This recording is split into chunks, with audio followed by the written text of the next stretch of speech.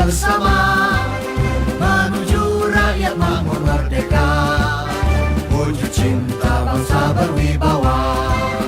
Hippi hippi kita semua, hippi hippi kita berjaya, hippi hippi yang kita cinta, satukan langkah kita bersama. Sebenarnya pakai lampu tapi silau ya. Makmurkan rakyat dengan karya nyata. Apa beneran gitu loh Nek buat di nah gitu. Oh ya bagus tuh. Bagus nggak? Kalau Jadi nanti belakangnya ini. Ikut aku yuk. Kemana? Di pasar. Mau cari yang nggak ada. Soalnya ada sandiwara nih. Hai pendengar, selamat malam. Apa kabar Anda? Kita ketemu di kesempatan hari ini edisi hari Minggu ya, hari yang ke-25 di bulan Mei 2025. Semoga juga kabarnya baik, semangat, sehat semuanya. Dan pastinya untuk malam hari ini bersama Pro 1 RRI Yogyakarta di studio Pro 1 ramai banget. Saya sudah bersama ya tamu-tamu spesial saya yang sudah hadir ke studio. Nah, ini teman-teman dari Hippi Kota Yogyakarta ya. Oke, kita perkenalkan satu persatu. Beliau ada Pak Haryawan Emir Nuswantoro. Beliau merupakan Ketua Umum DPC Hippi Kota Yogyakarta dan juga owner CV Mahatwa Yoda. Selamat malam, assalamualaikum. Ya, malam. Assalamualaikum. Salam. Kabar baik ya Pak Emir ya. Sehat Baik, semangat ya. sehat semua ini. Semangat. Alhamdulillah sehat semuanya ya. Oke, terima kasih sekali. Dan beliau ada Pak Budianto Subagio, ini merupakan Ketua Bidang Energi Terbarukan, Sumber Daya Mineral DPC Hippi Kota Yogyakarta dan owner Warung Mas Fatih.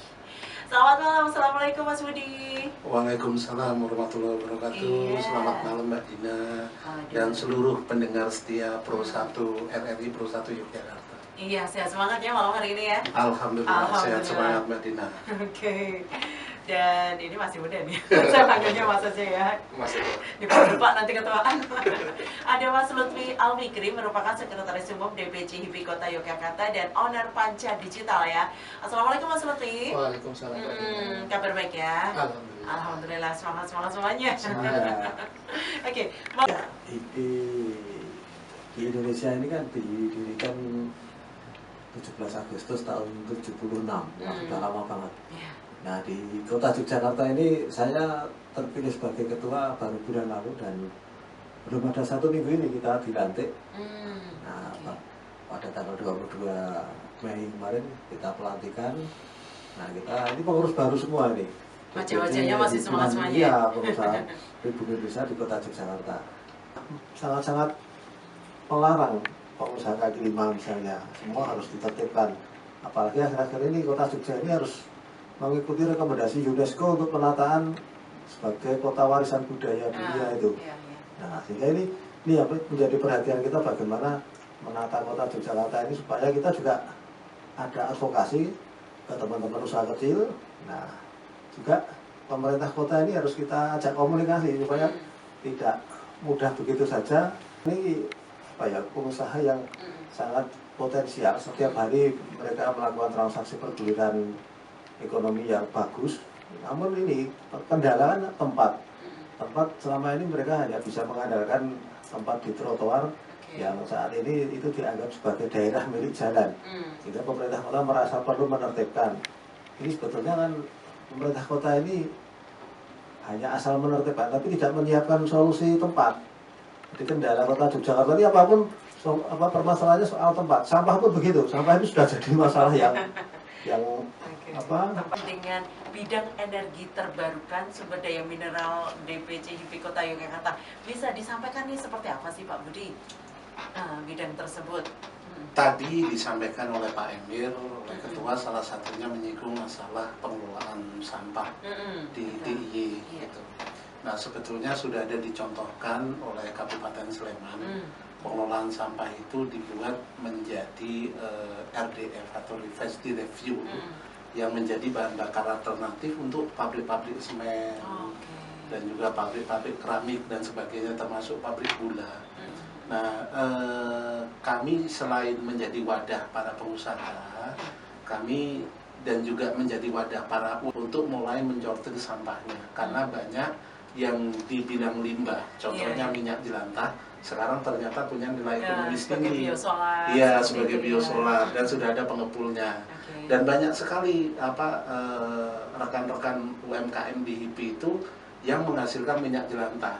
Para pedagang itu, maaf, ayam kendor atau ayam Kentucky dorong, itu selama ini itu rekan kita, itu yang akan kita rangkul Mbak Dina gitu. Itu selama ini minyak jelantahnya dibuang aja. Nah ini kita lakukan edukasi, dikumpulkan, kemudian kita data, kemudian kita salurkan ke pengepul-pengepul itu sehingga secara rutin diambil. Malah ada nilai ekonomisnya juga ya. Betul, ada nilai ekonomis, tidak menambah limbah, tidak dibuang sembarangan. Dan di hilirnya itu menjadi energi alternatif atau bahan alternatif sebagai biofuel. Seperti itu Mbak Dina. Wah, ini artinya HIPI juga sudah membuka untuk wawasan teknologi juga begitu ya? Betul. Ada anggotanya. Oke.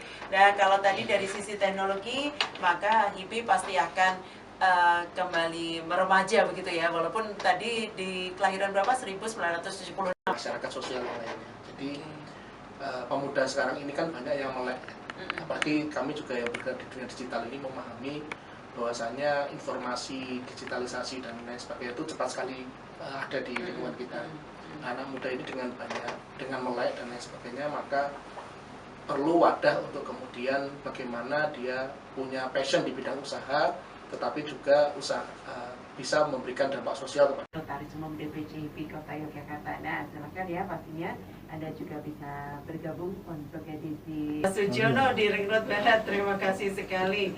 Oke, selamat malam Mas narasumber. Sebagai penikmat kuliner di Jogja ini, mohon kiranya melalui HIPI Kota Yogyakarta bisa membantu para pelaku UMKM yang rata-rata ini kan pengusaha ekonomi lemah ya, pegel begitu ya, pengusaha ekonomi lemah, berupa fasilitas tempat usaha yang representatif, nggak mahal dalam penyewaan lokasi usaha. Nah, perlu diketahui ada di beberapa pasar tradisional yang telah dibangun oleh Pemkot Yogyakarta, tempat ruang usaha yang tidak pernah digunakan alias mangkrak begitu ya. Karena itu sekali lagi mohon sekiranya HIPI Kota Yogyakarta ini bisa membantu sebagai mediator agar ruang usaha yang sudah dibangun Pemkot Yogyakarta itu bisa dioptimalkan peruntukannya oleh para pelaku UMKM. Mungkin bisa disurvei. Ya, memang banyak sekali asal. Oh iya betul. Tiap kabupaten kota itu ada gedung dekranasa yang mestinya untuk showroom pengrajin ya segala macam kerajinan itu. Tapi nggak bisa dimanfaatkan optimal, entah karena memang bentuk gedungnya yang belum menarik, jadi kurang daya tarik, atau karena memang kinerja pengurusnya yang belum bisa menjangkau mereka. Nah ini sia-sia karena menghabiskan miliaran semua bangunan yang sudah dibuat oleh pemerintah ini.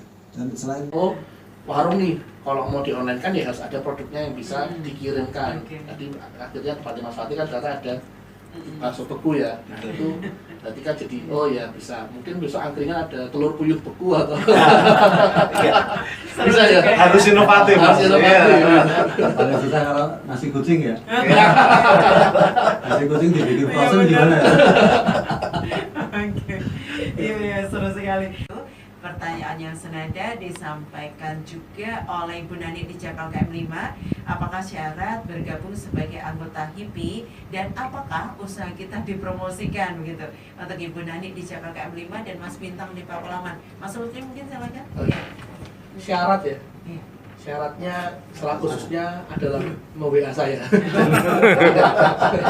Karena kalau nggak di WA nggak tahu kalau mau daftar. WA-nya di mana ini bisa di Jadi tidak ada syarat khusus ya. Jadi hanya tinggal mengontak di nomor WhatsApp saya di 08574 33 99 811. Saya ulangi ya, 08574 33 99 811. Bisa nampaknya belum menyentuh ke grassroots. Nah kita mau menyentuh ke grassroots dengan membentuk kepengurusan di kecamatan.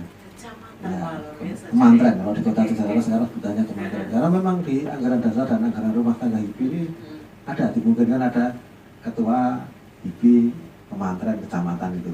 Nah kan kita bentuk di 14 kecamatan. Nah ini kalau semua kecamatan sudah ada HIPI-nya, ya tentu lebih bergairah pengusaha itu punya wadah yang konkret. Karena kalau wadah pengusaha yang lain seperti Kadin nggak ada, di kecamatan nggak ada, tapi HIPI dimungkinkan sampai ke hampir semuanya. Oke.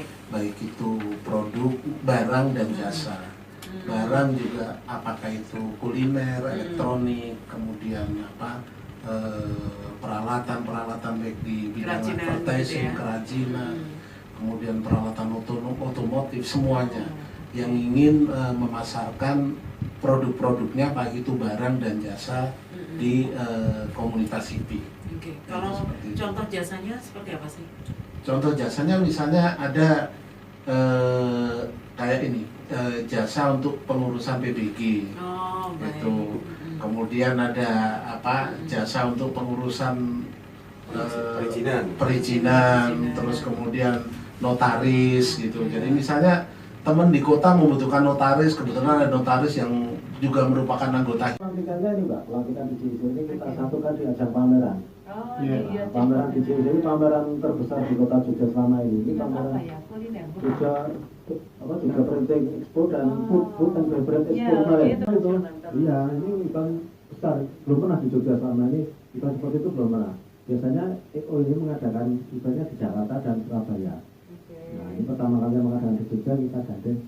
Jadi bisa bikin tetap sinergi dengan EO ini mengadakan event itu tadi, dan kita bisa dapat space untuk bikin teman-teman pengusaha kecil di Jogja. Wah, Ya. seru juga ya. Jadi kita sudah sebelum dilantik pun sudah melangkah untuk Itu belum nyicipin masakannya itu Pak. Oh, iya. Kalau udah nyicipin masakannya itu ya saya juga wah ini tendensius ini mana. Iya, baik. Terima kasih sekali. Nah, mungkin aduh nggak terasa ngobrol kita panjang ya seperti itu, tapi seru banget. Ini memang concern dan juga sangat serius untuk kemudian bisa merangkul teman-teman UMKM dari segala generasi. Utamanya kami di sini juga mewakili generasi muda, maka jangan ragu-ragu untuk yang pengusaha muda, karena biasanya muda itu artinya juga baru mengawali, baru merintis. Justru di sini tempatnya, komunitasnya untuk kemudian kita bisa ngasuh kafruh ya, kalau orang Jawa bilangnya itu belajar dari para senior, belajar dari kepada yang pengusaha-pengusaha yang sudah lama sebagai pengusaha. Nah, di sini tempatnya, dan ya alhamdulillah gitu ya, kami dari yang generasi muda ini Silakan Pak Budi.